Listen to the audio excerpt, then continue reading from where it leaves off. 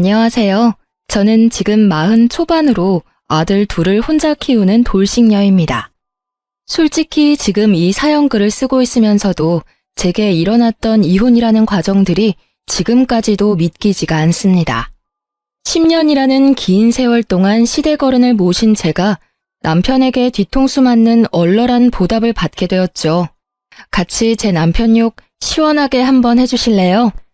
저와 남편은 각자 알고 지내던 친한 친구의 소개로 만났어요. 친구는 자기의 소꿉친구라며 남편을 소개시켜줬었고 생각보다 말이 잘 통해서 결혼까지 하게 됐었죠.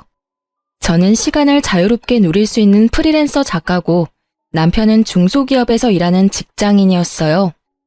외동아들이었던 남편은 제가 가지고 있던 편견과는 다르게 무척이나 배려심 많고 다정한 성격이었어요.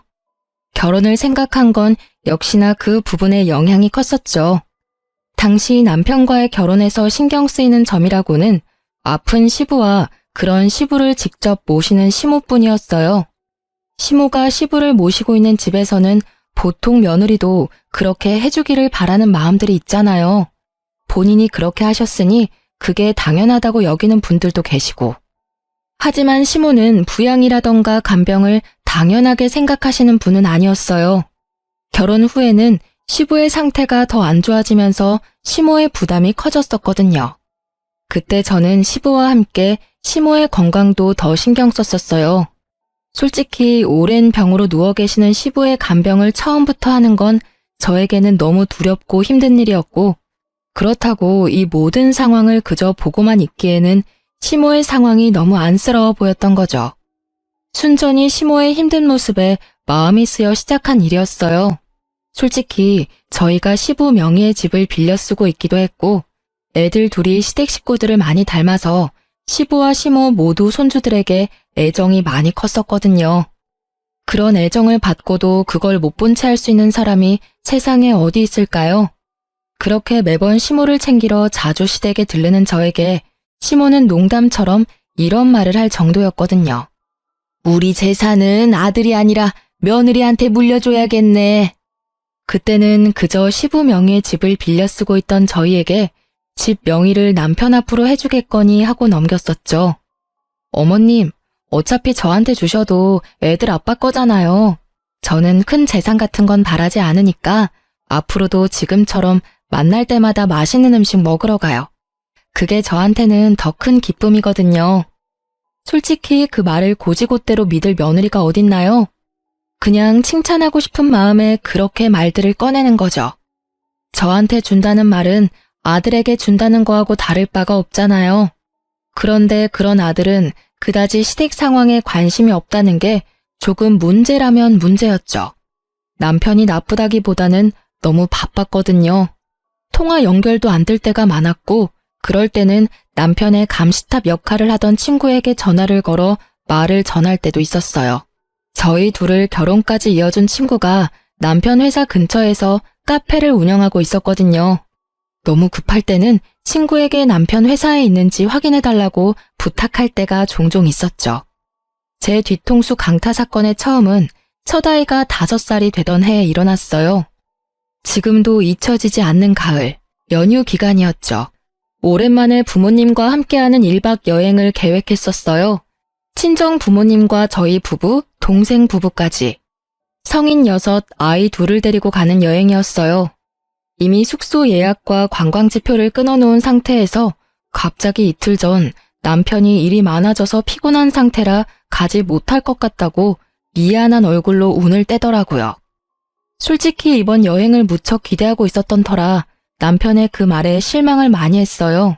그랬더니 남편이 애를 자기가 봐줄 테니 다녀오라고 하더라고요. 처음에는 남편과 함께 가지 않으려고 했지만 동생네가 언니만이라도 오라며 하도 성화라 어쩔 수 없이 가기로 했어요. 애를 데려가라고 했는데 남편이 굳이 놔두고 가라더라고요. 애가 있으면 당신이 너무 힘들 것 같다고요. 그렇게 남편에게 첫째를 맡기고 여행을 다녀오게 됐죠. 그리고 여행 다음 날 오후쯤 집에 돌아왔는데요. 집이 묘하게 깨끗하더라고요. 5살짜리 아들 때문에 항상 어수선한 집이었는데 처음에는 남편이 저 피곤할까봐 정리해준 거라고 생각했어요. 그런데 남편은 집안일에 크게 관심이 없는 남자였거든요. 애 보게 놔뒀더니 잘 보는구나 싶은 흐뭇한 마음으로 들고 갔던 짐을 정리하기 위해 안방으로 들어왔죠. 그런데 제 화장품 사이에 딱 하나 샘플 앰플이 있더라고요. 처음에는 남편 건가 싶어서 들어 올렸는데 그 브랜드는 여성 전용 제품이었거든요. 게다가 지성 피부인 남편이 절대로 쓰지 않을 화장품이었기에 저는 설마 하며 남편의 외도를 처음으로 생각하게 됐어요. 그런데 아무리 봐도 남편이 바람을 피우는 느낌은 아닌 거예요. 저와 소원하거나 따로 자주 연락을 하거나 밖에서 전화를 받는 일도 없었고요. 무조건 전화는 있는 자리에서 받았었고 남편의 카드 내역으로도 모텔 같은 곳에 간 내역이 없었으니까요. 제가 섣불리 생각했던 건 아닐까 하는 미안한 마음이 새록새록 떠오를 때 생각지도 못한 곳에서 남편의 외도가 뽀록 나게 됐어요. 바로 아들의 입을 통해서요. 마지막 확인이라는 생각으로 아이에게 물었거든요.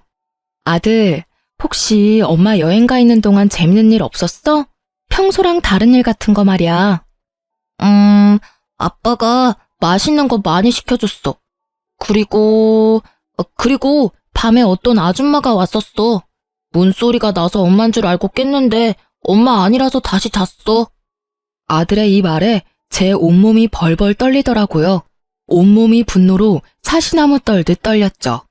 저는 애를 친정에 하루 맡겨놓고 남편을 기다렸어요. 아들은 어디 갔어? 친정집에 잠깐 맡겼어. 돌려서 말하는 거 내 성격에 안 맞으니까 진짜 딱 까놓고 물을게. 너 혹시 바람 피니? 바람?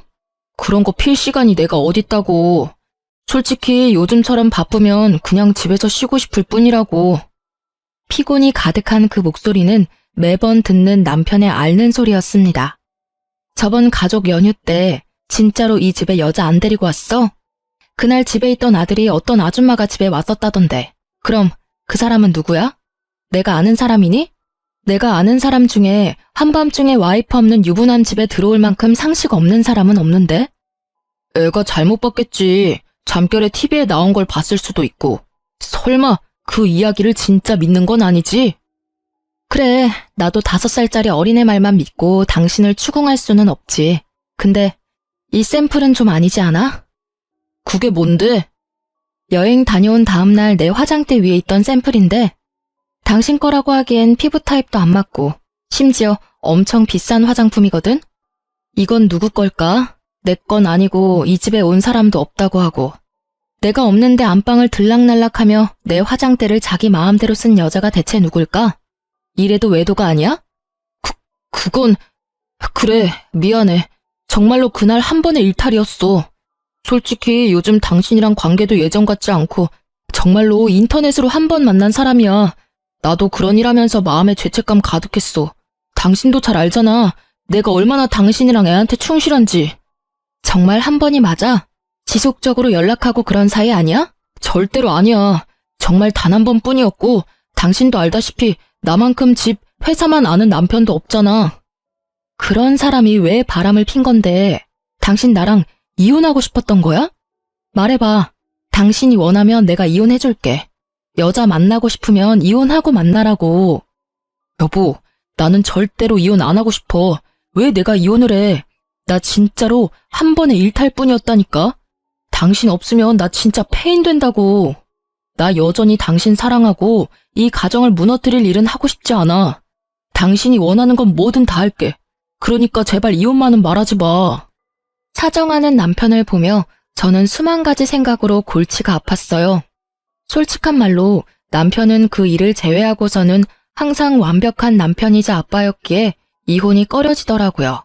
게다가 뱃속에는 둘째까지 커가고 있었거든요. 그래서 고민을 많이 했어요. 제게도 경제권은 있으니 키우는 건 어렵지 않지만 다들 아시잖아요. 애를 낳는 순간부터 1년, 2년은 애한테 붙어 있어야 하는 걸. 게다가 혼자서 애를 돌보며 일을 한다는 게 얼마나 힘든 일인지 말이죠. 저는 어려운 결정을 내릴 수밖에 없었어요. 단 한 번이라고 말했으니 내릴 수 있었던 과감한 결정이었죠. 단 한 번이었다니 용서해줄게. 그치만 맨입으로는 곤란하지. 위치 추적 앱 깔고 내 연락은 무조건 받아. 당신이 연락 안 받는 즉시 나는 위치 추적해서 당신 어디 있는지 알아낼 거니까. 저의 그 말에 남편은 흔쾌히 그 요구를 받아들이더라고요. 그리고 남편에게 말은 안 했지만 집안에 녹음기도 2개 설치해뒀어요. 그러고 나서야 저는 남편을 용서하기로 했어요. 남편을 믿어서라기보다는 이혼을 원하지 않는 남편의 강경한 모습을 믿기로 한 거였죠. 그렇지만 이때는 시모에게 남편의 외도 사실에 대해 알리지 않았어요. 시모와 저의 관계는 꽤나 돈독했었고 시부 간병까지 하는 시모를 이런 일로 마음고생시키고 싶지도 않았거든요. 남편은 그 이후로 제게 행선지도 알리고 회식 모임도 최소화했어요. 가끔 남편과 연락이 되지 않을 때는 위치 추적 앱을 사용했는데 그때마다 회사로 되어 있었어요. 혹시 회사 사람이랑 바람필 수도 있을 것 같아서 남편 회사 근처에서 카페를 하는 친구에게 연락해서 남편이 회사에 있는지 확인을 받기도 했어요. 친구는 매번 그렇게 못 믿어오면 직접 와서 보라며 저를 타박하기는 했지만 매번 확인해 줬었고요. 솔직히 친한 친구이긴 했지만 이 일을 계기로 더 친해졌어요. 남편 외도에 대해 상담하면서 같이 욕하고 들어주면서 친구가 많이 저를 심적으로 안정시켜줬거든요.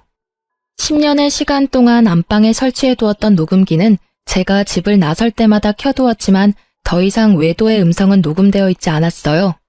그렇게 10년을 아무 일 없이 잘 지나갔어요. 아니, 일이 많았지만 저만 모르고 지나갔던 거였어요. 그리고 아무것도 모른 채 2번째 뒤통수를 맞은 건 그로부터 10년 후였어요. 이때쯤은 첫째 아들도 15, 둘째도 10살쯤이었어요. 지병으로 병석에만 누워있던 시부가 말기암 판정을 받은 게 바로 그 해였어요. 독한 약물과 쇠약해진 몸 상태를 알고 있던 시부는 연명치료를 거부하기에 이르렀고 병원에서는 요양병원을 말했지만 시모가 직접 집에서 간병을 하기로 했어요. 얼마 남지 않은 시간 가족과 보내고 싶다는 시부의 요구를 시모가 받아들였거든요. 어떻게든 살리는 시도를 하는 것보다 남은 나날을 좀 더 가족의 따뜻함을 느끼도록 하는 게 마지막 가는 날 후회를 남기지 않을 수 있을 거라는 시모의 마음도 있었던 거겠죠. 시모는 시부의 병세가 악화가 되었을 때 남편에게 전화했어요. 예, 아버지 마지막 가는 길 같이 있어주면 안 되겠니? 며느리가 주말마다 와서 같이 고생하는 건 알고 있고 너도 일하느라 힘든 건 잘 알지만 내가 보기에 너희 아버지 오늘 내일 할 것 같아. 미안한 부탁이지만 마지막 가는 사람 부탁이라 생각하고 둘 다 일주일만 여기 와서 같이 있어줘라. 어머니, 휴가 때문에 연차를 너무 많이 써서 연차를 쓸 수가 없어요. 게다가 다음 주에는 중요한 미팅도 잡혀 있어서 지방까지 내려갔다 오려면 시간도 너무 오래 걸리고. 그러니? 에휴, 그럼. 어머니, 저 혼자 갈게요. 어차피 저야 일 당분간 안 받으면 되고 애들은 친정에 맡겨놓으면 되고요. 당신도 미팅 끝나면 시간 되면 바로 시댁으로 와. 혹시라도 당신 없을 때 아버님 임종이라도 있으면 당신도 마음 아플 거 아냐. 결국 그렇게 저는 남편을 보내고 일주일치 짐을 싸 시댁으로 들어갔습니다. 그렇게 며칠을 시부모님과 지내며 이야기를 도란도란 나눴죠. 가시는 길 후회 없으시도록 시부와도 이야기 많이 했고요. 그러다 문득 시부를 재워놓고 시모와 같은 방에 누웠는데 시모가 이런 말을 하더라고요. 가는 길에 후회한 점 남기지 않았으면 하는 바람이다. 어떤 잘못을 했든 지금 말해주면 뭐든 용서해 줄 수 있겠지. 그 말에 제 머릿속에 떠오른 건 10년 전의 그 사건이었어요. 저 어머니, 사실은 제가 10년 전에 그 사람이랑 헤어질 뻔한 적이 있었거든요. 뭐? 그게 무슨 소리냐? 너희는 아무 문제 없이 잘 산다고 생각했는데 게다가 10년 전이면 너 둘째 임신했을 때잖니? 뭔가 큰 문제가 있었던 거 아니니? 실은 10년 전에 그 사람이 바람피다 저한테 걸렸었거든요. 첫째가 그때 5살이었는데 제가 없는 집에 어떤 아줌마가 왔었다고. 그때는 둘째 때문에 꾹 참고 봐줬었죠. 그래도 10년 동안 착실하게 잘 살아줘서 다행이죠. 그런 일이 네가 마음고생이 얼마나 심했겠어. 그렇잖아도 시부 시모 둘 다 모시느라 힘든데 혹시 그 바람핀 여자가 누군지는 아니? 남편 말로는 인터넷에서 만난 여자래요. 하루 한 번 스쳐간 인연이니 신상도 얼굴도 모르죠. 그리고 알면 뭐해요. 지금 벌써 10년이나 지났는데. 그런 이야기를 시모와 도란도란 나누며 잠에 들었고 다음날 일어났을 때는 시부는 자는 중에 돌아가셨더라고요. 말기 암의 노환이라도 자면서 돌아가신 건 참으로 호상이라며 시모와 이야기를 나누며 남편에게 연락을 하려고 했어요. 전화를 받지 않는 걸 확인하고 짐 싸느라 바쁘나 보다 싶은 마음에 어차피 집에 가서 준비를 해야 할 것들이 있어서 집으로 향했어요. 잠깐 들린다고 들렀는데 집에 들어서자마자 저는 그 옛날에 느꼈던 위화감을 다시 한번 느끼게 됐어요. 깔끔하게 청소되어 있는 집의 상태에 10년 전 그때의 기억이 불현듯 떠오르더라고요. 저는 덜덜 떨리는 손으로 얼른 습관처럼 켜놓은 녹음기를 꺼내 확인했어요. 그런데 녹음기가 2개 다 보란 듯이 꺼져 있더라고요. 분명 남편이 녹음기의 존재를 알고 있었던 거예요. 저는 혹시나 하는 마음에 옷방에 숨겨둔 홈 CCTV가 생각나서 그 영상을 확인해 보기로 했어요. 그 영상은 지워지거나 화면이 틀리지 않고 잘 있더군요. 옷방의 CCTV는 안방을 훤히 비추고 있었죠. 아무 일 없기를 바라는 마음으로 영상을 확인하는데 영상을 보는 내내 저의 눈은 화면에서 떨어지지 않았어요. 지금 보는 게 진짜가 맞나 싶은 마음이 들었거든요. 지방에 있다던 중요한 미팅은 전부 구라였고 그냥 일주일 동안 매일 퇴근하고 상간녀와 부부인 척 이 집에서 살았더라고요. 남편의 외도보다 더 놀라운 건 상간녀의 정체였어요. 그 상간녀는 나와 남편을 소개시켜준 저의 오랜 친구였어요. 매번 남편이 회사에 있는지 확인하려고 전화를 걸던 남편 회사 옆에서 카페를 운영하던 그 친구가 제 남편과 노닥거리는 모습을 지켜볼 수밖에 없었죠. 아니, 저번에 걸릴 뻔하고도 우리 집에 그렇게 오고 싶었어? 그럼 이렇게 스릴 넘치는 일이 어디 있을까? 어차피 불륜이잖아. 이런 긴장감 넘치는 일 정도는 해줘야 하는 게 당연한 거 아니야? 자기는 모르겠지만 와이프 생각보다 엄청 무서운 거 알지? 10년 전부터 지금까지 어디 나갈 때면 무조건 녹음기 틀어놓고 가. 그것도 2개나. 잘 알지? 그래도 우리가 10년을 넘도록 이렇게 만나고 있다는 걸 눈치조차 못 챘잖아. 뭐, 한번 걸릴 뻔하긴 했지만 그래도 여전히 너 안 보이면 나한테 전화하는 거 알아? 내 옆에 있는 줄도 모르고 전화해서는 남편 어딨냐고 징징대는데 얼마나 꼴불견인 줄 알아? 정말 자기가 우리 회사 옆에 카페 오픈한 건 진짜 잘한 일인 것 같아. 만나도 아무도 모르지. 위치 추적 앱 찾아도 카페가 회사와 거의 오차범위 아니니까 들키지도 않고 말이야. 그렇지? 내가 정말 잘한 일인 것 같긴 해. 너 만날 때마다 막 짜릿하다니깐. 우리 아버지 지금 위독하신데 돌아가시면 나 이혼하고 자기랑 결혼할까? 결혼? 뭐 아버지 안 계시면 해도 상관없지. 근데 나 애 낳는 건 질색이거든. 몸매 망가지는 건 둘째치고 여자로서의 인생도 망가지는 건 순식간이거든. 솔직히 책임질 일 없이 오로지 연애만 하는 이 관계가 나는 너무 좋아. 둘의 이야기를 듣고 있는데 머릿속이 완전 터질 것 같더라고요. 아니 왜 잘 사귀다가 지 애인을 나한테 소개시켜준 걸까요? 거기서부터가 의문이었거든요. 남편을 저에게 소개시켜주고 남편과 불륜을 저지르는 게 제 상식에서는 도저히 이해가 안 가더라고요. 저는 이 2 연놈을 불러내서 당장 따지려 했지만 이 악물고 참았어요. 시부 상중이잖아요. 그래도 마음이 너무 힘들었어요. 혼자만 알고 있기가 너무 두렵고 힘들어서 저는 누군가에게 이 상황에 대해 하소연하고 싶었어요. 하지만 어디 가서 말하나요? 시부의 장례식장에서 흘리는 눈물에 사람들은 제가 시부를 참 많이 따랐던 며느리라 그렇다며 착각할 정도였거든요. 시부에게 죄송스러운 마음이지만 시부가 돌아가신 것보다 남편의 바람과 친구의 배신이 저에게는 더 큰 아픔이었으니까요. 이 와중에 생각나는 건 친정 어머니보다 시모였어요.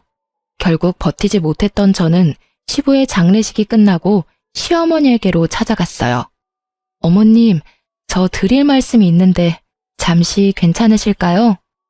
그래, 큰일 치르느라 고생 많았지? 오늘은 느긋하게 이야기나 하고 가거라. 아버지 없으니 몸은 편한데 마음이 적적하긴 했어. 저 사실은 이런 말씀 드리고 싶지는 않아요. 제가 남편 탓을 하는 것처럼 들릴지도 몰라서 참으려고 했는데 도저히 못 참을 것 같아서. 무슨 일인데 이렇게 서럽게 울어? 도대체 무슨 일이길래 이렇게... 저의 어깨를 감싸는 시모의 따뜻한 말에 저는 홈캠에서 따온 영상을 시모에게 보여주며 말했어요. 이것부터 좀 보세요. 그 사람 바람 피고 있었어요. 저 몰래 10년 동안이나요. 어머님이랑 시댁에 일주일 정도 있었잖아요. 그때 남편이 지방 출장 있어서 못 온다고 했었는데 그때 지방에 출장 간 게 아니라 출퇴근하면서 상간녀랑 저희 집 안방에서 부부처럼 지냈더라고요. 아버님 돌아가셨을 때도 제가 사용하는 침대에서... 결국 말을 잇지 못한 저보다도 영상을 보던 시모의 얼굴이 더 크게 놀라더군요. 이 여자가 상간녀라고? 얼굴이 내가 아는 그 여자랑 닮았는데? 15년도 더 됐어. 너랑 결혼하기 훨씬 전에 결혼하겠다고 데려온 여자야. 네? 결혼을 하겠다고 데려왔었다고요? 그래, 이 여자가 확실하네. 나한테 결혼할 여자라고 데리고 왔었지. 상견례까지 하고 날도 잡으려고 했는데 무슨 이유에서인지 저쪽에서 상견례 다음날 퇴짜를 놓더라고. 나중에 아들이 나한테 얼마나 뭐라 했는 줄 아니? 요즘 세상에 아픈 시부 간병을 도와줄 며느리가 어디냐고 말이야. 내 생각에는 상견례 때 내가 그런 말을 하는 바람에 두 사람이 헤어졌다고 생각했는데 여전히 만나고 있었단 말이니? 세상에 어쩜 좋아. 시모의 말에 모든 퍼즐이 맞아 들어갔어요. 예전에 그 친구가 제게 이런 말을 한 적이 있어요.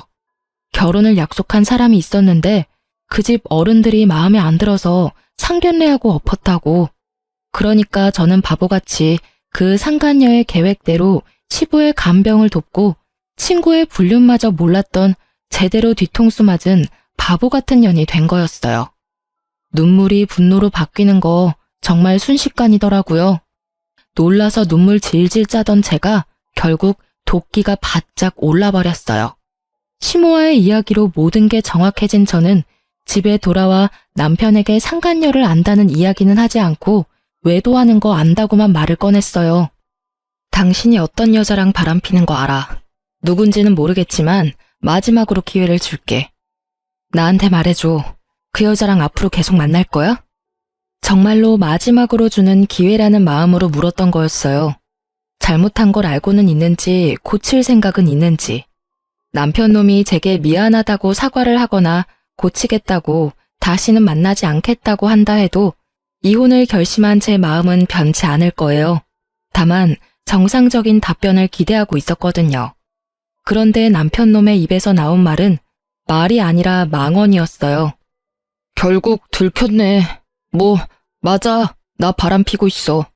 이혼할 거면 빨리 하자. 나도 솔직한 말로 당신 앞에서 완벽한 남편 연기하는 거 힘들거든? 게다가 좋아하지도 않는데 좋아하는 척도 너무 힘들고 매번 야근하는 것도 얼마나 힘든 일인지 모르지? 아, 진짜 10년 넘게 돌아왔어. 솔직하게 말해서 당신이랑 결혼한 건 아버지 간병할 사람이 필요해서였거든. 아버지도 죽었으니까 나도 이제 나 하고 싶은 대로 살아도 되잖아. 너 아버님 돌아가신 지 지금 며칠 됐다고 그런 미친 소리를 해? 게다가 간병할 사람이 필요해서 결혼했다고? 미친놈아, 이혼이 하고 싶으면 하고 싶다고 말하라고 했지. 10년 전에도 내가 뭘 했어. 이혼을 원하면 이혼해 줄 거라고 했어, 안 했어? 그때랑 지금은 상황이 다르지. 그때는 진짜 이혼하면 안 되는 상황이었거든. 당신이 있어야 엄마 아버지 맡길 수 있었으니까. 근데 지금은 없잖아. 완전 프리. 그러니까 나도 남은 여생은 내가 원하는 여자랑 살고 싶은 거야. 지금이라면 엄마도 그 여자 받아줄걸? 이딴 미친 소리나 찍찍 해대는 인간을 보고 있자니 제 속이 문드러지겠더라고요. 듣고 있는 귀가 더러워질 정도로 비정상적인 개소리에 결국 싸대기를 날리고 집을 뛰쳐나갔어요. 그리고 이악 물고 복수를 계획하기로 마음먹었죠. 두 사람에게 빅엿을 날려주기로 말이에요. 저는 두 사람이 불륜을 저지르던 장소에 집중하기로 했어요. 상간녀에 대해 모른다고 했으니 남편은 별 문제 없이 이 카페를 다시 찾을 게 분명하잖아요. 솔직히 야근한다고 저를 속이고 둘이서 그 카페에서 그런 짓을 저질렀다는 걸 알고 나서는 그 카페가 너무나 더러운 곳이라는 생각이 들었어요. 웃겼어요. 상간녀에게 남편의 외도에 대해 상담하고 있었다니 그걸 위로해주는 척하며 속으로는 저를 비웃고 있었을 거라는 걸 생각하니 너무 열이 받더라고요. 만약 외도의 증거를 찾으려면 이곳밖에 없잖아요. 그렇지만 제가 직접 가서 증거를 찾을 수는 없었죠. 제가 가면 상간녀인 제 친구가 남편을 못 오게 할 테니까요. 그래서 저는 다른 사람을 불렀어요. 상간녀 및 남편놈과 일면식도 없는 친동생의 친구를 불렀죠. 저녁 시간쯤에 카페에 가서 동영상을 좀 찍어줘. SNS에 올리는 것처럼. 가게 안쪽과 메뉴 같은 거 먹고 나서 감상 같은 거 말이야. 근데 영상에 정말 작게 나오더라도 카페 주인이랑 이 남자가 같이 나올 때 꼭 영상을 찍어줘. 이것만 해주면 돈 줄게. 어때? 동생의 친구들은 알바처럼 단순하게 생각하더라고요. 여러 명이 몰려가서는 구석에 자리를 잡고 서로 동영상을 찍어주는 척하며 남편과 친구의 모습을 연속으로 찍었더라고요. 그렇게 영상을 여러 개 보내줬는데 첫 번째 영상에서는 건질 만한 게 없었는데 두 번째 영상에서는 꽤나 쓸만한 장면을 찾게 됐어요. 외도가 뽀록난 남편이 이제는 눈치도 보지 않고 상간녀의 카페를 드나들더라고요. 손을 잡는 장면과 포옹을 하는 장면이 아주 작지만 확실하게 찍혀있는 장면을 찾아냈죠. 저는 상간녀에게 그 영상의 앞부분만 메신저로 보냈어요. 그리고는 이렇게 물었죠. 너희 가게 요새 장사 잘 되는 것 같아. 이 영상 이것보다는 좀 더 길긴 한데 동생 친구들이 찍었대. 가게 홍보할 겸 SNS에 올려도 될까? 정말로 영상 잘 나왔네. 그럼 당연히 올려도 되지. 항상 홍보 고맙다. 올려도 된다는 허락을 받은 저는 그 영상을 총 2군데에 올렸어요. 제 개인 계정의 SNS와 저와 그 친구가 함께 다니고 있는 동호회예요. 그 당시가 저녁 시간이라 남편과 같이 집안에 있었거든요. 제가 SNS에 올리자마자 남편이 불쾌한 모습으로 영상 내리라며 난리를 치더라고요. 딱 보니 뒷부분에 포옹하고 스킨십하는 장면을 본 것 같더라고요. 본인 모습이니 빨리 눈에 들어왔었던 것 같더라고요. 당장 내려. 아니, 당신이 가게 사장도 아닌데 이런 걸 왜 올려? 왜냐니? 설마 내가 당신이 만나는 상간녀가 누구인지 몰랐을 거라고 생각한 거야? 아니, 그리고 너는 이혼 빨리 해달라더니 왜 들키는 걸 싫어해? 어차피 이혼할 거 사람들이 빨리 알면 좋지. 그래야 정리가 빨리 될 거 아냐. 그때 뭐라고 했었지? 상간녀랑 남은 여생을 함께하고 싶다고 했었나? 그만큼 좋아하고 불륜을 당당하게 여길 정도로 좋아했잖아. 그럼 빨리 결착을 보는 게 네 입장에서도 좋은 거 아니야? 잔뜩 빈정거림을 담은 제 말에 남편의 얼굴은 사색이 되더군요. 내가 모를 줄 알았나 봐? 그래, 언제부터 바람 폈어? 나 속이고 제일 친한 친구와 바람난 건? 언제긴 언제부터야. 얼마 안 됐지. 내가 알고 있는 거랑은 많이 다르네. 너 저번에는 10년 넘게 돌아왔다고 하지 않았나? 말이 왜 달라졌을까? 나 결혼 전부터 만나고 있었던 것도 알고 있어. 그러니까 더 이상 거짓말하지 마. 머리 모자란 거 티나잖아. 거짓말을 이렇게 못해서야. 저는 말도 안 되는 거짓말을 하는 남편에게 홈캠 영상을 보여줬어요. 남편의 얼굴이 새카맣게 되더라고요. 제 생각에 남편은 제가 상간녀의 정체를 모른다고 생각해서 상간녀 위자료 소송을 피하려고 했던 것 같아요. 보통은 상간녀 위자료를 불륜남이 내주니까요. 참 그런 잔머리까지 굴리는 걸 보니 역겨운 마음이 들더라고요. 남편 놈에게 따지려는 찰나 제 폰에 알람이 울리더라고요. 예전에 친구와 함께 들었던 동호회에 올린 영상에 달린 댓글이요. 실시간으로 울리는 알림을 보니 제가 생각했던 그대로 맞아 들어갔더라고요. 제가 댓글을 보며 웃고 있자 남편이 굉장히 불안한 얼굴로 묻더라고요. 당신 뭐 보고 웃는 거야? 누가 연락한 거야? 아, 연락? 별거 아냐. 나랑 걔랑 같이 다니던 동호회에도 영상 올렸거든. 근데 정말 재밌는 일이 일어났네. 어떡하지? 당신 상간녀가 당신 말고 4명이나 되는 남자랑 다리를 걸치고 있었다네. 서로 자기 여자친구라고 싸우고 있어서 웃었어. 남편 놈은 믿기지 않는 얼굴로 저를 보더니 제 손에 있던 폰을 빼앗아 확인하더라고요. 남편 놈의 얼굴이 일그러지고 입을 악물더라고요. 제가 얼마 전 느꼈던 그 감정을 남편이 느끼고 있을 거라 생각하니 마음이 솔직히 조금 편해졌어요. 확인이 됐어? 당신이랑 이 4명의 동호회 남자들 중에 도대체 누가 당신 상간녀의 진짜 사랑일까? 상간녀한테 당신이 진짜 사랑이긴 했을까? 그냥 욕망이었을 것 같은데? 남의 떡이 더 커 보여서 건드려 본 것 같은 느낌? 솔직히 아니라고 하기엔 나머지 남자들도 다 괜찮은 사람들이거든. 뭐 어쨌든 간에 이혼을 원한댔지? 당신이 그렇게 원하니까 해줄게. 부디 상간녀가 당신을 뽑아주길 바랄게. 당연히 나겠지. 이런 남자들 만나는 거 한 번도 본 적도 없고 내가 당신이랑 이혼하면 결혼해주겠다고도 했거든? 그래, 잘 됐네. 뭐 그쪽은 이제 더 이상 상관없는 일이고 나는 양육권의 친권은 물론 위자료까지 다 받을 거야. 재산 분할도 마찬가지인데다가 상간녀 위자료 소송도 할 거니까 알아서 해. 그렇게 말하는 도중에 제 개인톡으로 연락이 오더라고요. 영상을 본 저와 상간녀의 친구들이요. 모두들 영상 뒤에 봤냐며 너 괜찮냐는 걱정 문자들이었어요. 저는 친구들에게 하나하나 답해줬어요. 10년을 넘게 사귄 열렬한 사랑의 주인공들이라며 상간녀는 불륜을 좋아하는 것 같으니 다들 남편 단속 잘하라고도 말해줬죠. 결국 친구들은 그 카페에 더 이상 가지 않겠다며 화를 냈고 말이죠. 설마 하는 표정으로 짜증을 있는 대로 내는 남편 놈을 놔두고 저는 상간녀의 카페로 향했어요. 웬일이야 이 시간에? 시침이 떼지 마. 너 우리 남편이랑 바람피지? 네가 어떻게 나 몰래 그런 짓을 할 수가 있어? 아, 그거? 너도 이제 알게 됐네? 근데 딱히 내 잘못은 아니잖아. 사랑이 혼자만의 힘으로 되는 것도 아니고. 네 남편이 나를 사랑하고 내가 네 남편을 사랑했으니까 불륜이 성립되는 거지. 그걸 따지고 싶거든. 왜 그 남자가 네가 아니라 날 선택한 건지를 묻는 게 더 빠르지 않을까? 입을 쭉 찢고 싶을 만큼 가증스러운 태도에 저는 이성을 잃을 뻔했어요. 그렇지만 폭력은 이 상황에서 저에게 절대 유리하지 않다는 걸 잘 알고 있으니까요. 그래서 저도 천연덕스러운 표정으로 상간녀에게 말해줬어요.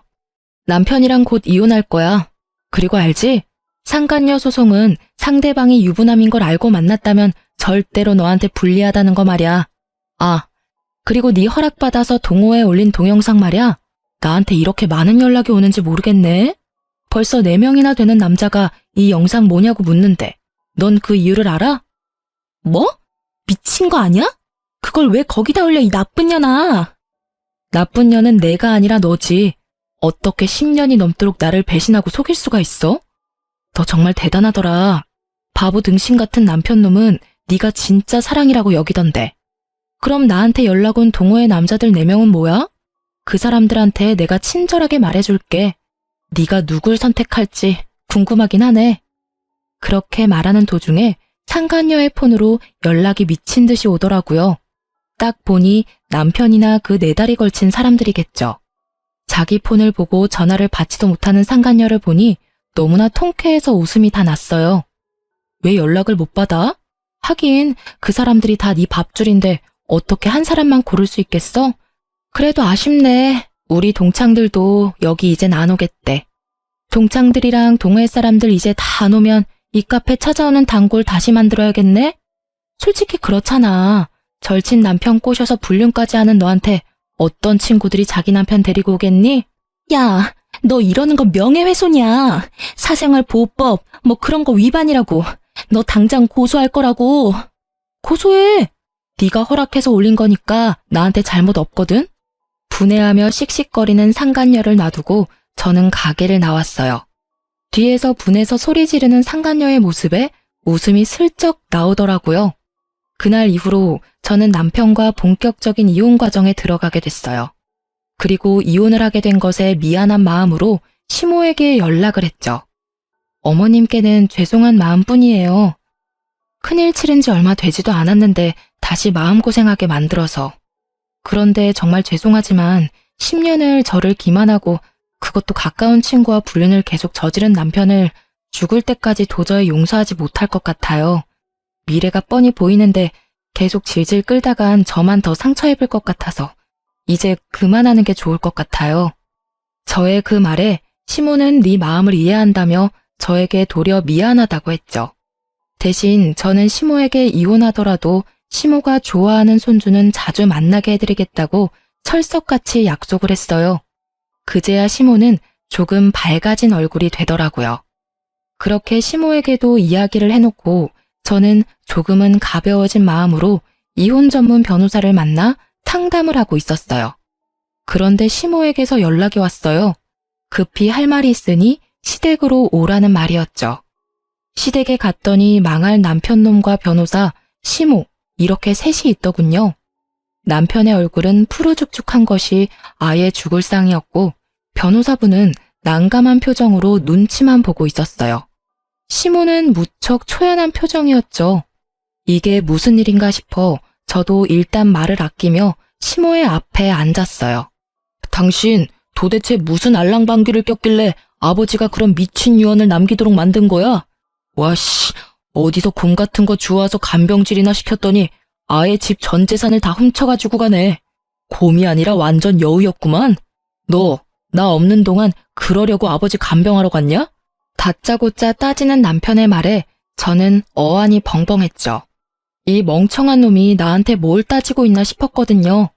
뭐라 말하려 하는데 시모가 남편 놈의 말을 딱 막더라고요. 넌 조용히 해. 잘한 거 하나도 없는 놈이 입을 놀리긴 어디서 놀려?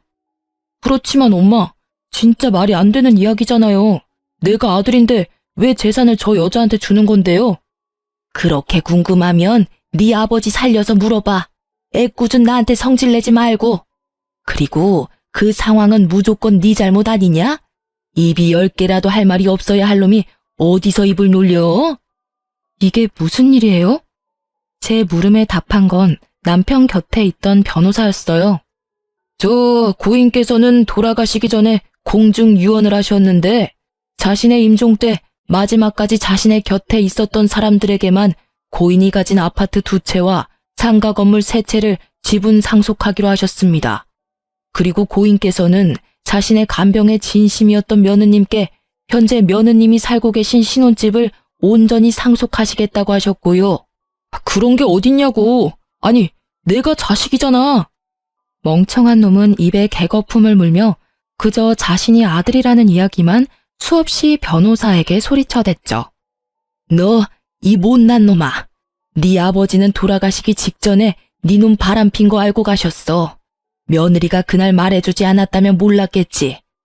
그리고 네 아버지도 네가 설마 아버지 임종 때 상간녀와 바람피려고 거짓말한 나쁜 놈인 걸 알았겠니? 어떻게 이래? 하나밖에 없는 자식인데 네가. 상간녀의 눈이 멀어서 아버지 돌아가시는 날까지 그런 미친 짓을 하냐고.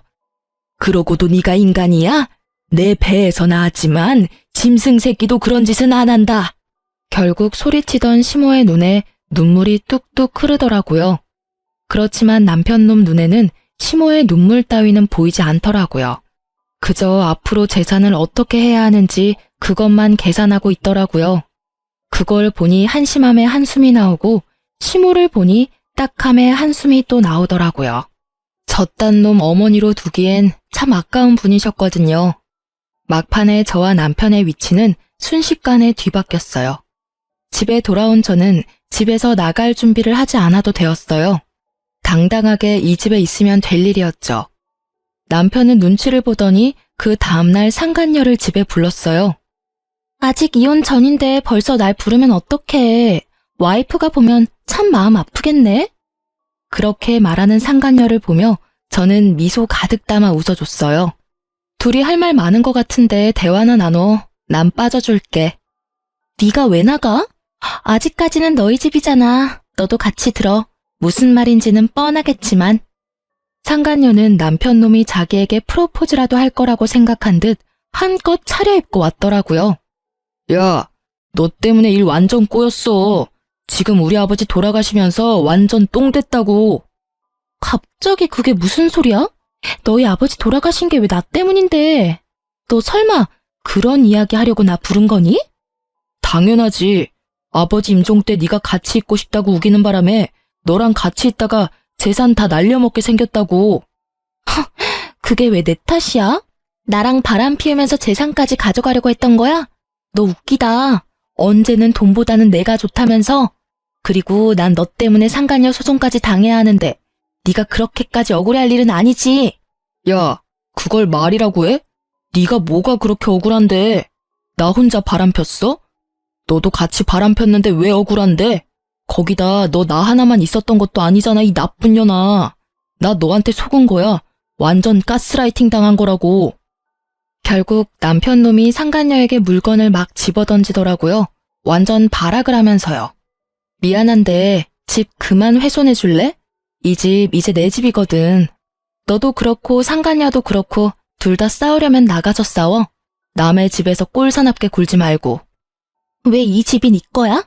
설마 이 집까지 너희 아버지 거였어? 미친, 넌 그 나이에 도대체 일어놓은 게 하나가 없어. 아, 됐어. 너 같은 루저는 내 쪽에서 사양이야. 그렇게 두 사람을 속 시원히 내쫓고 저는 곧 재산을 받고 이혼에 성공했어요. 나중에 알아보니 두 사람의 끝은 정말 최악이었더라고요. 상간녀의 카페에 4명의 남자들이 찾아와 동시에 따지는 바람에 카페는 망했다고 해요. 그리고 상간녀는 카페 폐업과 상간녀 소송 때문에 손절했던 남편 회사로 찾아가서 난리쳤다고 해요.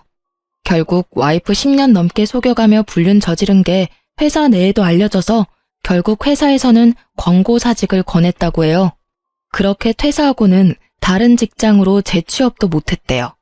워낙 소문이 크게 나서 받아주는 곳이 없었다나 봐요. 그에 비하면 저는 두 아들과 잘 살고 있어요. 일단 집이 있고 위자료와 재산을 많이 받아서 남편이 없어도 크게 힘들지도 않고요. 웃기면서도 슬픈 건 두 아들이 전부 아빠를 찾지 않는다는 거예요. 아마 첫째는 이혼 당시에도 나이가 꽤 있었던 터라 이혼 과정을 다 보고 아빠에게 질린 듯 더 이상 아빠를 자기 부모로 생각하지 않겠다고 말하더라고요. 둘째는 이제 곧 중학교에 들어가는데 우연히 근처 아파트 공사 현장에서 막노동하는 아빠를 보기 싫어 마주치고도 못 본 척 뛰어왔다는 말을 제게 하더라고요. 울먹이는 걸 보니 마음이 너무 찢어질 듯 아팠어요. 어떻게 아빠라는 인간 하나 때문에 애들이 이런 아픈 마음을 안고 살아야 하나 싶은 마음에서요. 솔직히 저는 제 인생에 남자는 없다는 생각으로 두 아들만을 키우며 살고 있어요. 워낙 완벽한 남자를 연기했던 전 남편이었던지라 어떤 남자든 다 못 믿겠더라고요. 솔직히 이제는 연애에 마음을 쏟을 만큼 어리지도 않고요. 제가 이 글을 쓰고 다시 한번 쭉 읽어보는데 참 욕이 저절로 나오더라고요. 아직도 그날의 충격에서 헤어나오지 못했는 건지도 모르죠. 그래도 인과응보라고 지들이 저지른 짓의 벌을 제대로 받게 돼서 참 다행이라고 생각해요. 글 읽으며 고구마 먹은 것 같은 체한 기분을 느끼기도 하셨겠지만 결과적으로는 정말 속 시원히 해결돼서 통쾌한 기분이 드셨을 것 같아요. 제가 보면서도 그런 기분이 드니까요. 이렇게 글 읽으며 같이 욕하고 화내주시는 분들이 있으니 저도 마음 놓고 제 이혼 글을 올려봤어요. 읽어주신 분들 모두 감사합니다.